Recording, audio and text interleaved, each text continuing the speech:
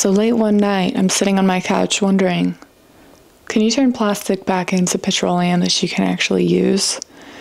And I find this kid, 19, Julian, who's doing it.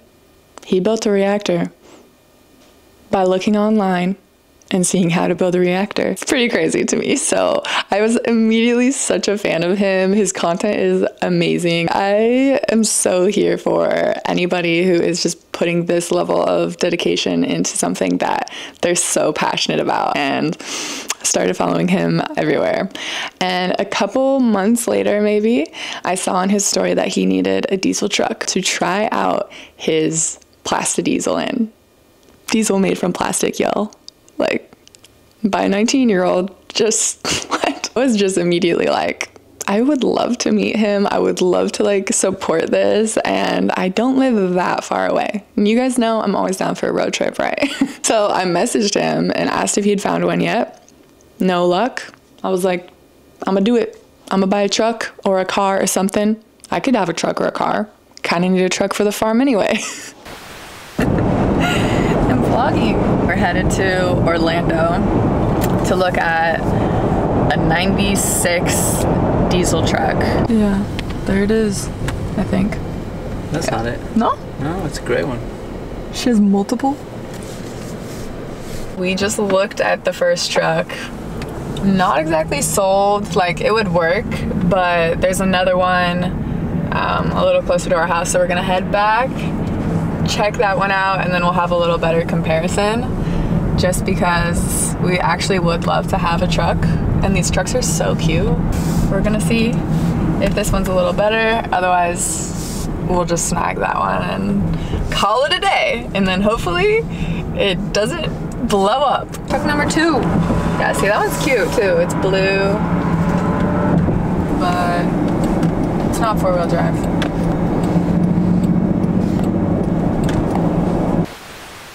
This is the truck, a 95 Ford F350. We love it. So far it's been running really well. It should make it. It should make the trip. It's gonna be a full day of driving to Atlanta. So we did it. We actually secured a truck, and I took it to Atlanta. Coming to you live from Florida. This is my new mic.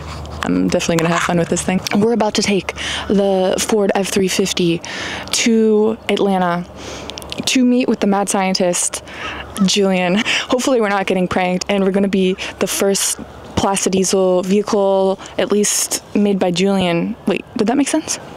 Big Baby Blue, do you have anything to say about this? She's excited. She's really excited to make history, and she's just super glad to be here. I'm really excited too, and it's gonna be a good time. She got new tires, and we fixed her up real good. She had a flat, she had some leaks, she had some other sketchy stuff going on, but we took care of it all. And how are you feeling? Fan-fucking-tastic, and we're gonna make it to Atlanta just fine.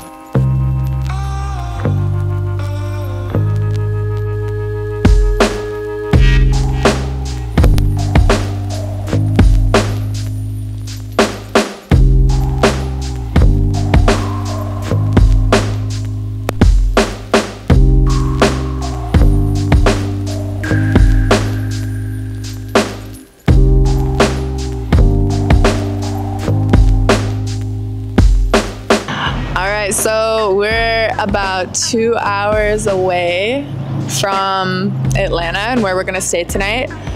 And then tomorrow is the moment of truth. You might be wondering why I'm doing this. I see this kid that I'm really inspired by, and he's looking for a truck. I can totally get a truck. I need one anyways. I love road trips. I want to meet this crazy kid. It's like this kid is literally figuring something out, figuring out like a potential solution to a massive problem that affects all of us. And I think it's fucking badass, and I want to meet him. I want to ask him like how he got here, what's driving him. I'm so excited to get to ask him some of these questions tomorrow. I'm just excited to get to be around somebody who is exploring the questions of like, what can I as an individual do that matters to me and potentially matters to more than just me. The truck has been running really well. She definitely really likes us, so that's a bonus. Hopefully we get to actually drive it home also. That'd be extra cool.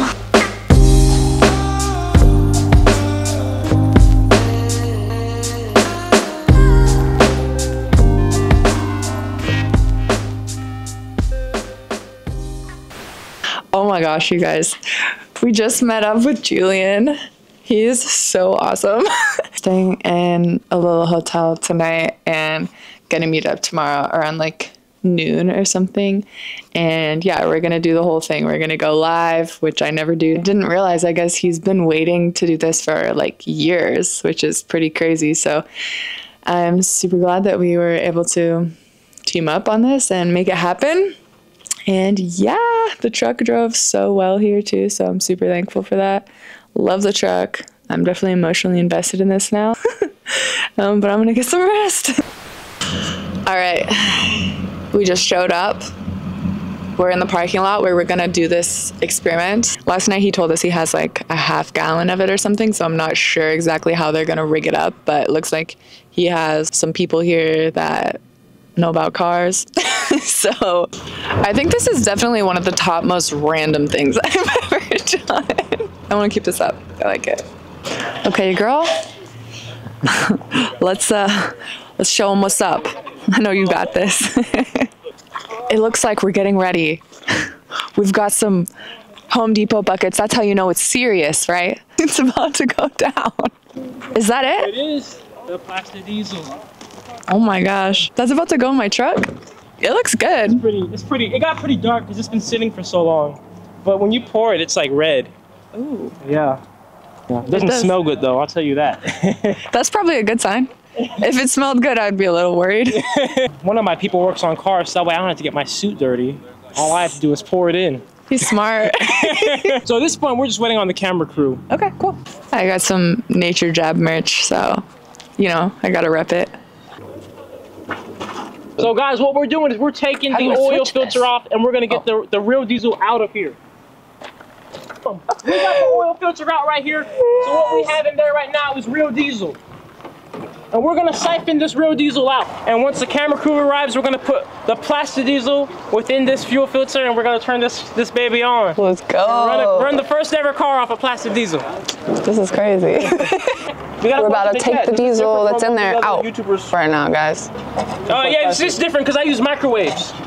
That's how I was able to get a patent on my unique design. I only have half a gallon of plastic diesel left, right? And the only way that we're gonna get this truck to run is if we put the fuel right here, which is the equivalent of putting it right into the engine, right?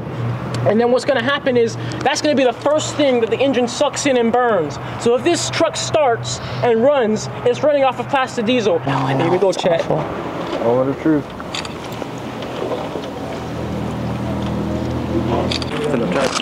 Okay, so that's it. There's plastic diesel in the truck now, so there's no turning back.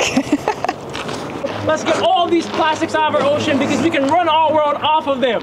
This is it right here. Proof. Plastic is energy. Nature jab. We're doing it. Julian is in my truck. There you go. Plastic. Go, baby boo. How cute. How cute. Woo. You can actually smell the difference. Like, you can smell it's burning something else. She didn't care at all. She loved it. She's like, give me more. I'm scared.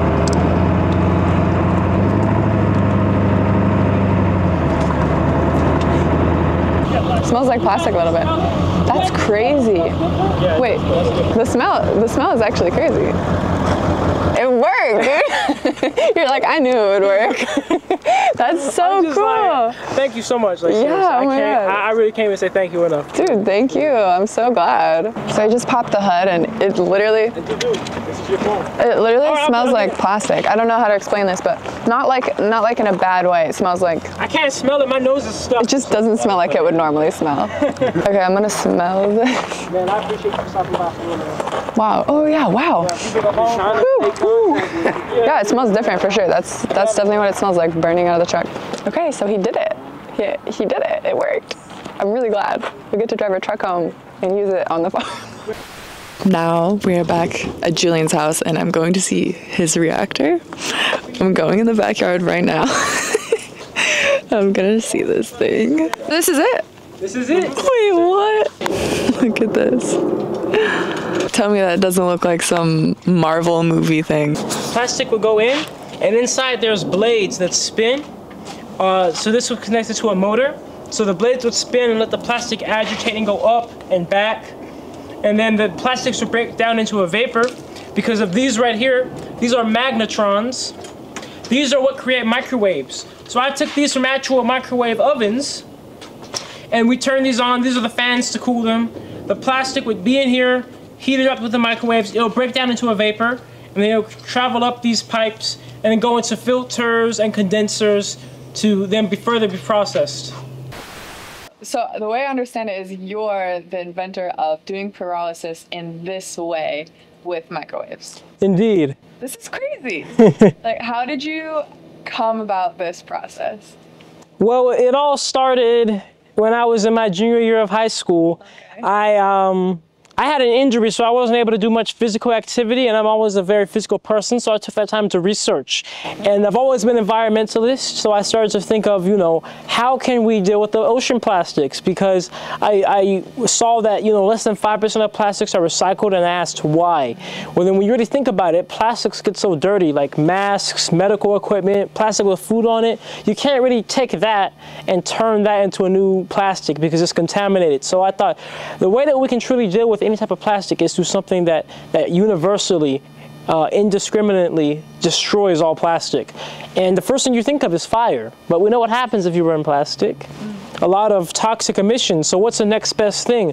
This process called pyrolysis, which is when you heat up plastic without oxygen in the environment. So a fire cannot form. The plastic cannot catch on fire. Instead, it breaks down into its basic parts.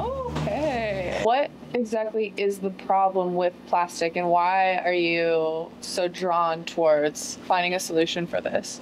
I think the biggest issue with plastics is in this world, plastic was such a magic product when it came out. It solved so many issues. It still is amazing, in everything that it's in.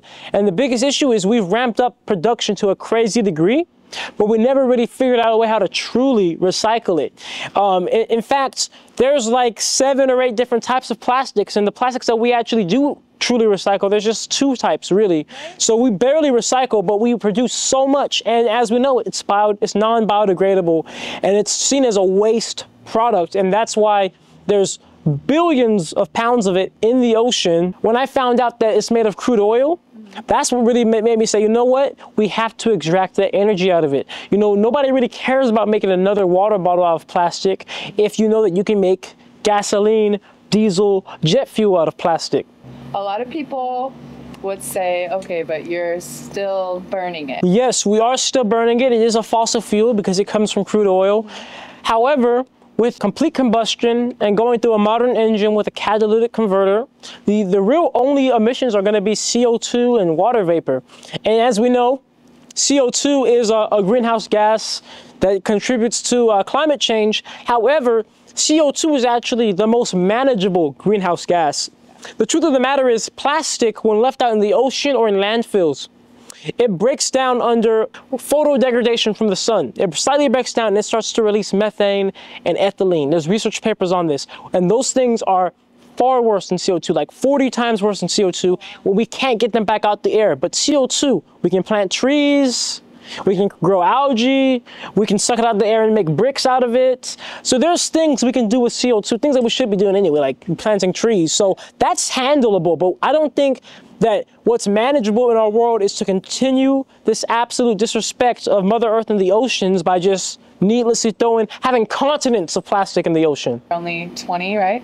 Right. So yeah, what is it driving you? Yeah, what has driven me has always just been my connection with nature. I'm a gardener. Yeah. I always find myself forest walking and, just talking to the trees and stuff, right? Talking to my seedlings. And being in nature my whole life and just appreciating it, something I realized in nature is nature has this cycle, this universal cycle, which echoes throughout the whole universe, and that is no waste. Every single thing in nature becomes the food for something else, the energy for something else, because nature understands that everything is energy. Energy cannot be created nor destroyed. So if you're just throwing something away, you're losing the energy. You're kind of breaking that loop. So I say it like this: the trees fall off of the leaves onto the ground.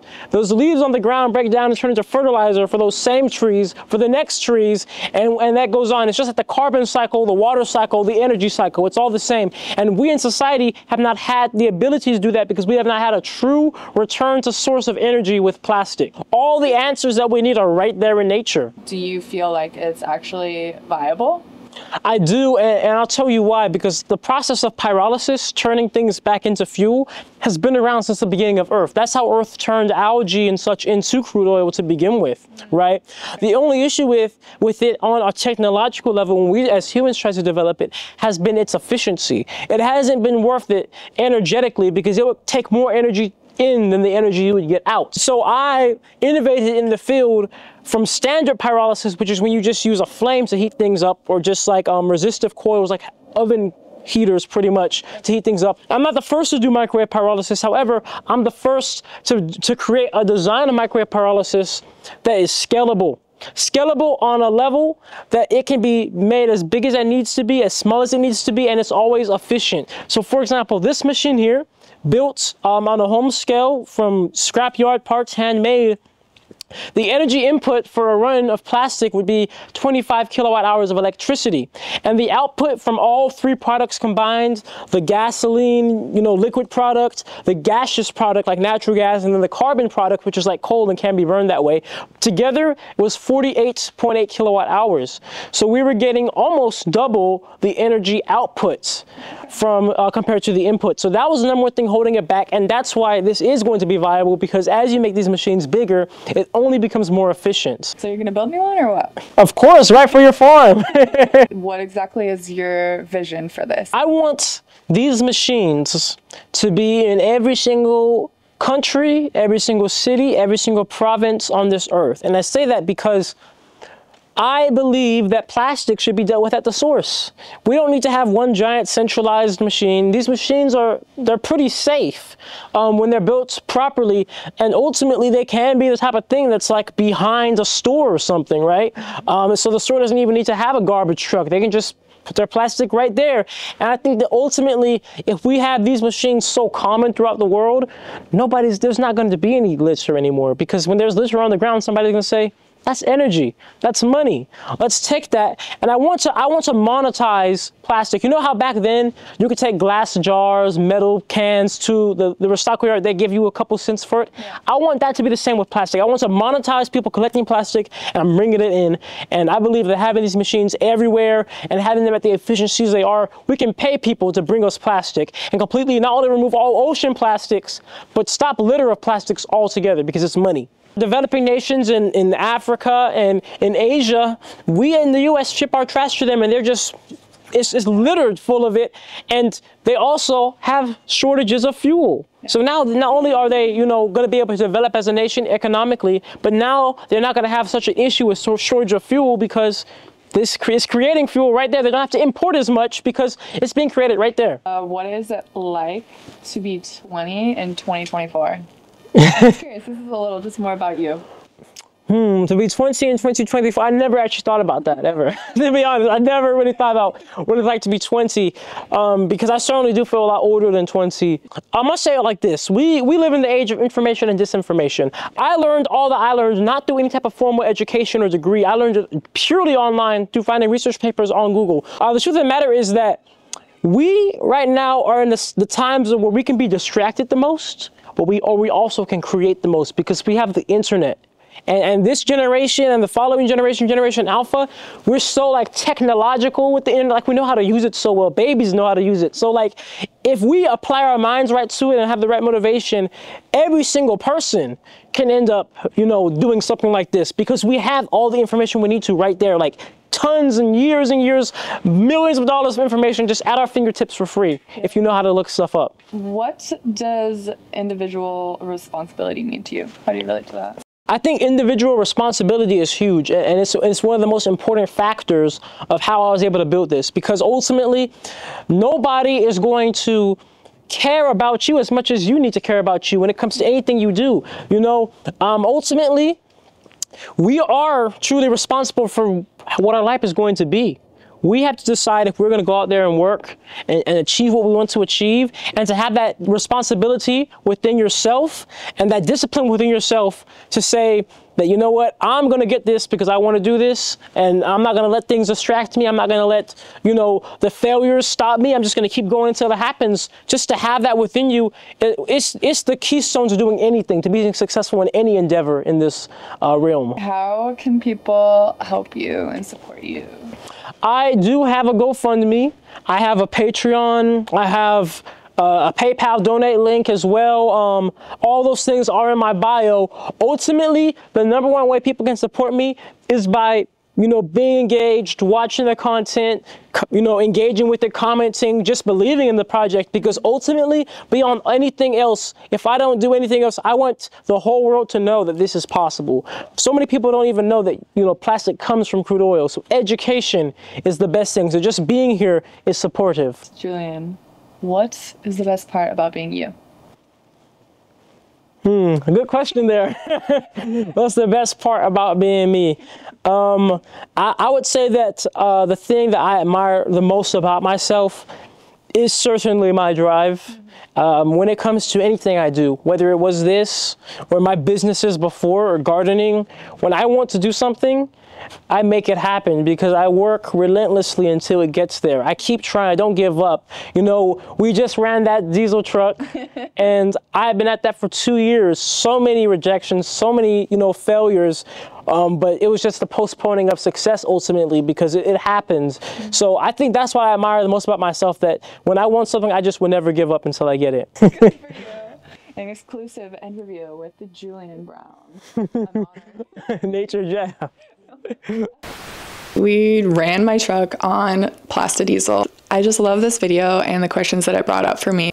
I'm really curious to hear what you guys think about this. Give the video a thumbs up if you liked it. Check out Julian, he's fucking great. And I'll see you guys in another video. Peace.